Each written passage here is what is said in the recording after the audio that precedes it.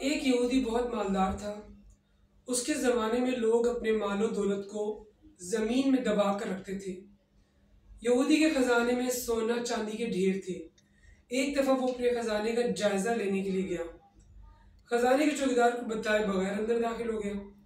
دراصل وہ یہ دیکھنا چاہتا تھا کہ کہیں چوکیدار اس کے جمع شدہ مال میں خیانت تو نہیں کر رہا۔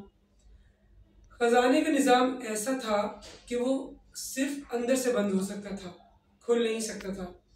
کھل صرف باہر سے سکتا تھا۔ اس نے اندر داخل ہو کر بے خیالی میں دروازہ بند کر دیا۔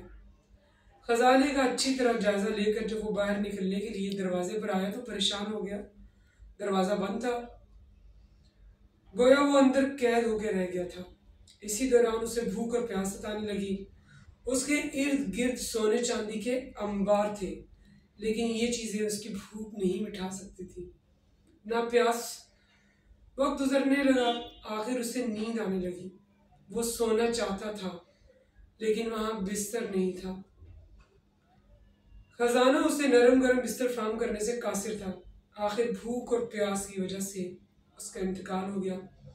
ادھر چوکیدار دروازے کے اس پار آرام و سکون سے بیٹھا پہرا دے رہا تھا۔ دوستو، سچ ہے، یہ روپیہ، پیسہ، نفع پہنچانے والی چیزیں ہرگز نہیں ہیں۔ اصل چیز نظام ہے، سیدھا راستہ ہے۔ نفع یا فائدہ حاصل کرنا چاہتے ہو تو اپنا نظام درست کر لو، سیدھے راستے پر چلو، سیدھے راستے کو اپنا لو تو کامیاب ہو جاؤ گے انشاءاللہ۔